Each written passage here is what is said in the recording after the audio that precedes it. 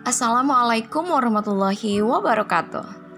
Good morning, my dear students. How are you today? Alright, I hope you are all okay out there. Welcome back to English class with me, Miss Resna. Mudah-mudahan semuanya dalam keadaan sehat dan tetap semangat belajar ya.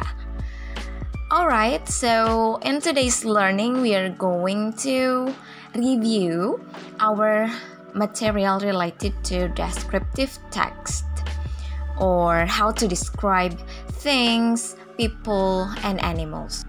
Okay, before we start learning, let's say basmalah together. Bismillahirrahmanirrahim.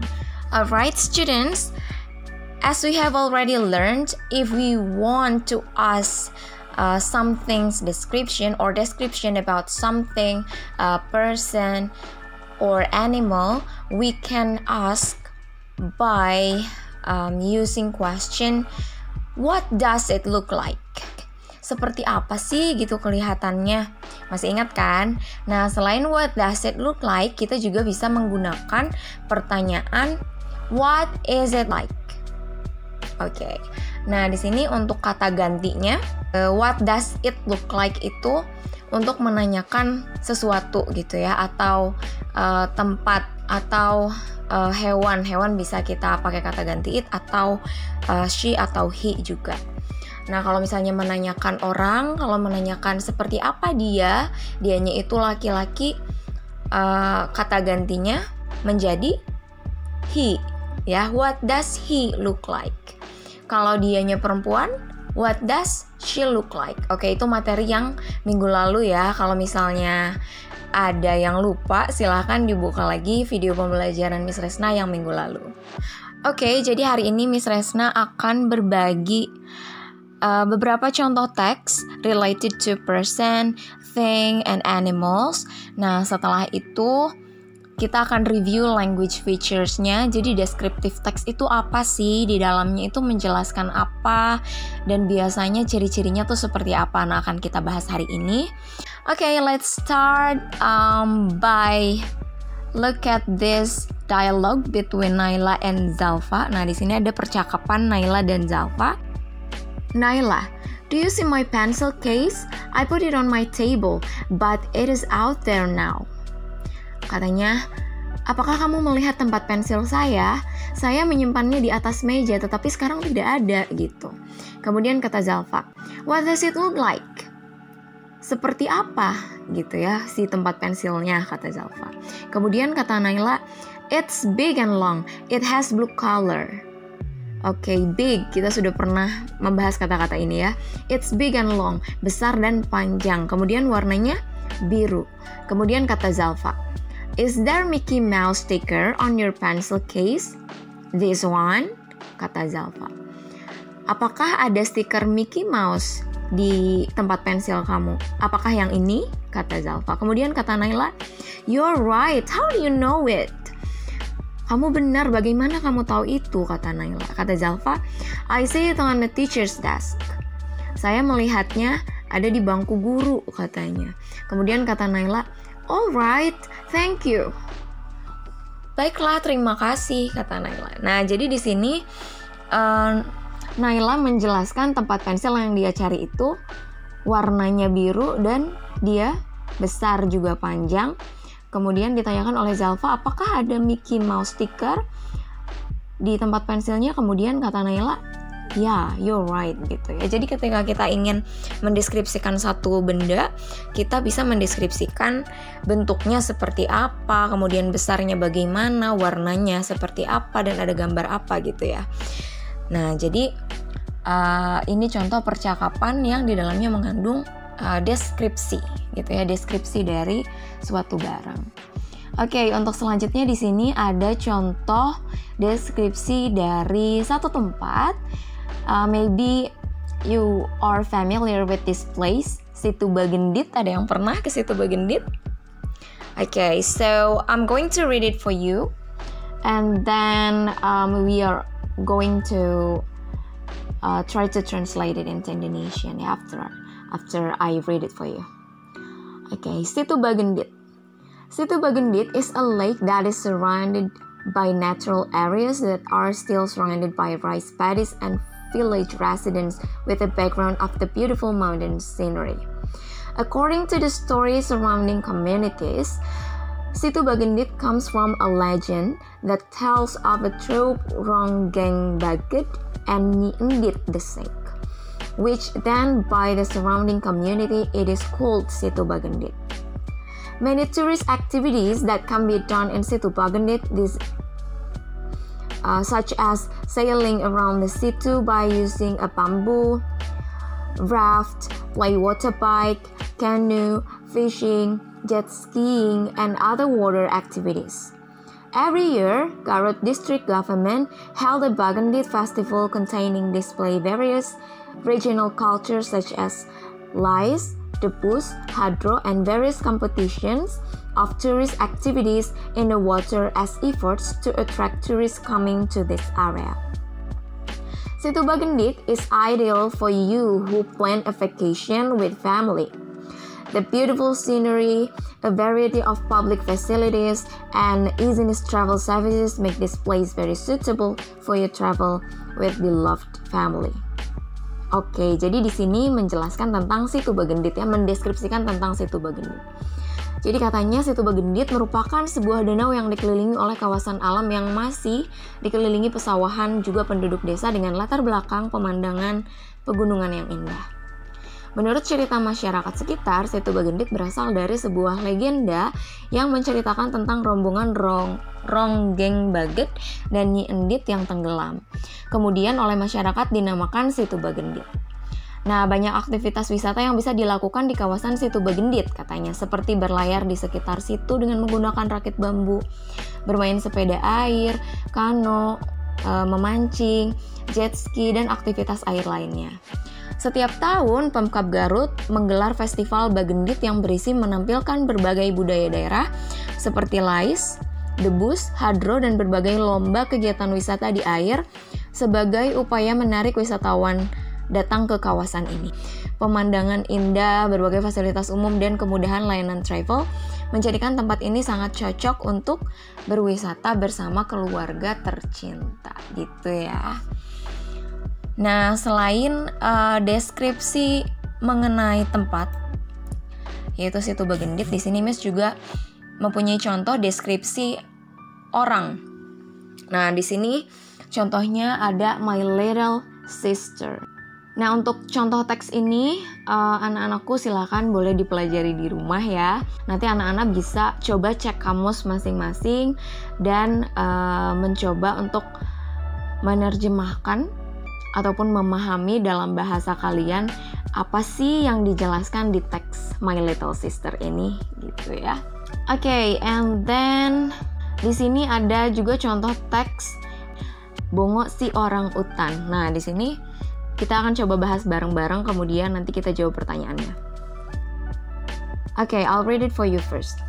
There is an orang utan in Bandung Zoo. People call her Bongo. She comes from a dense forest on the island of Kalimantan. She has physical features similar to a human. It has brownish fur and it walks with 2 feet. Bongo is almost as big as a human. She is mammal. That means she gives birth to her children and breastfeeds them. Oke, jadi di sini Bongo si orang utan katanya ya. Ada orang utan di kebun binatang Bandung. Orang-orang memanggilnya Bongo.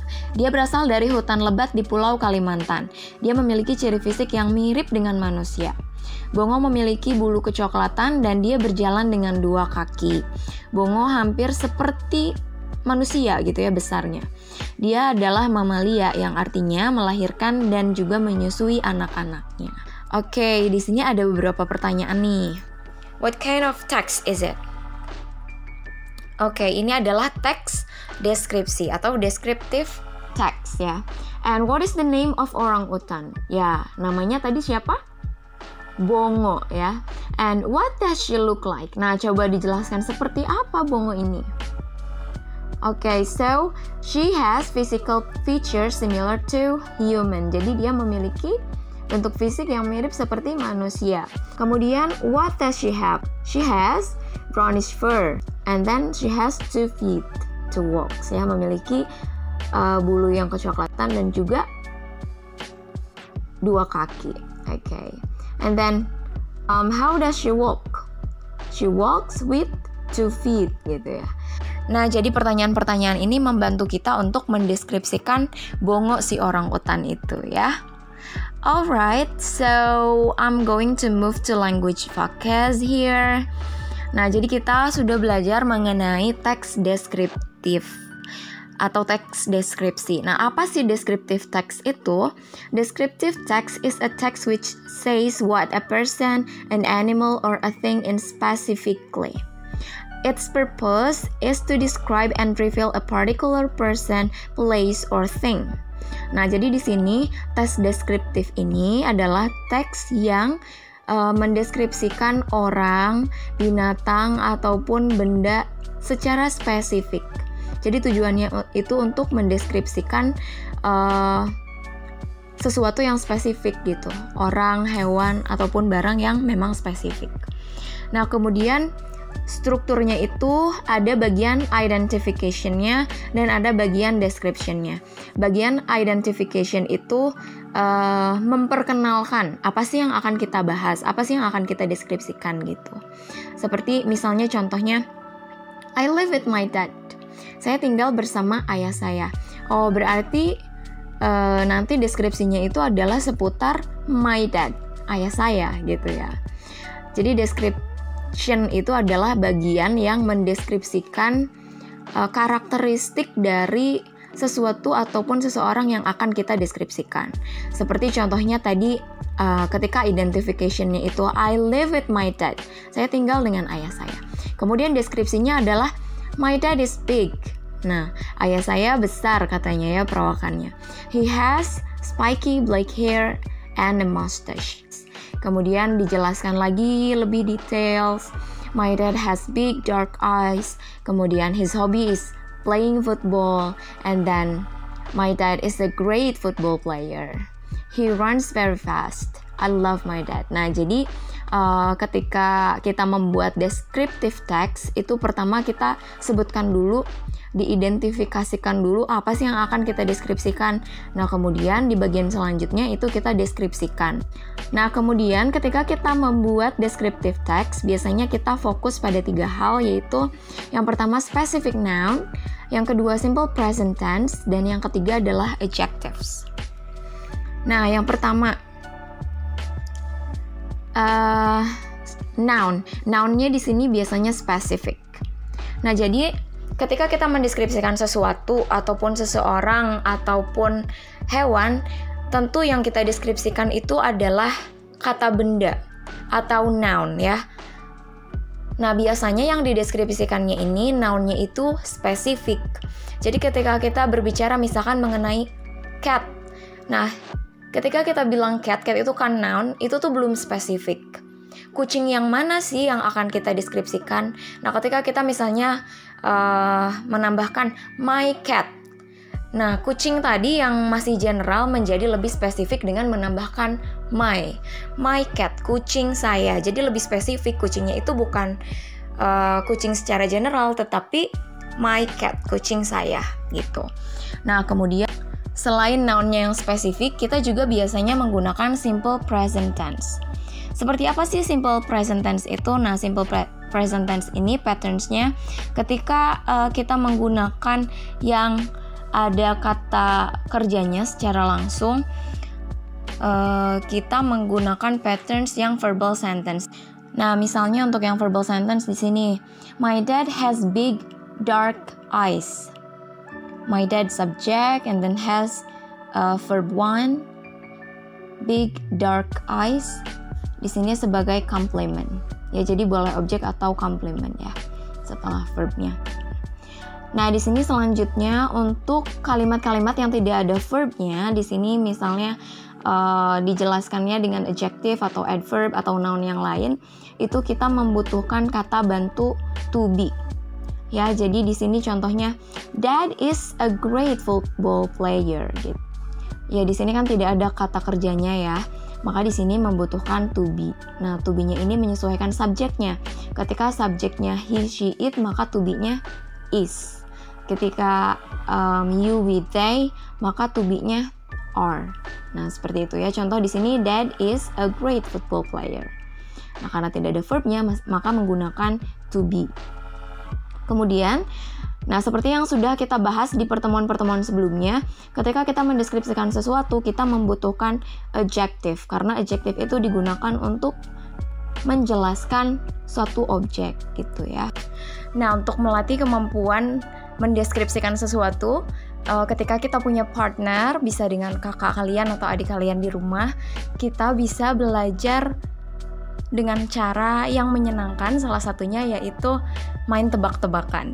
Oke, di sini Miss Resna akan contohkan ada 3 tebakan yang harus kalian coba tebak dari deskripsi singkat akan sesuatu ya. Oke, kita coba dari yang pertama. Nah, I like this fruit. It contains a lot of water. It is yellow or red inside. It's shaped like a ball. It has a sweet taste. What is it?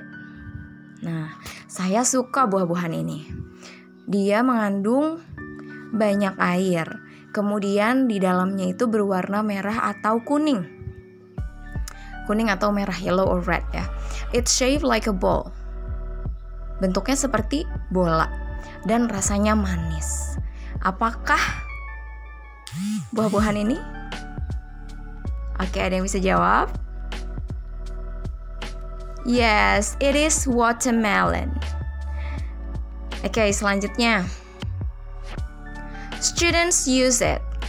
It is for correcting wrong writing of a pencil. What is it? Nah, biasanya digunakan oleh siswa nih katanya, digunakan sama kalian. Dan biasanya untuk memperbaiki tulisan yang salah, tulisan dengan menggunakan pensil. Apa coba? Yes, that's right. It's an eraser. Ya. Kemudian, this animal is domestic. It has 4 legs and produces milk. It sounds moo. What is it? Pasti pada tahu ya. Yes, it's a cow. Nah, itu cara mudah dan juga seru untuk melatih bagaimana kalian mendeskripsikan sesuatu. Silakan dicoba ya di rumah. Alright, alhamdulillahirabbil alamin.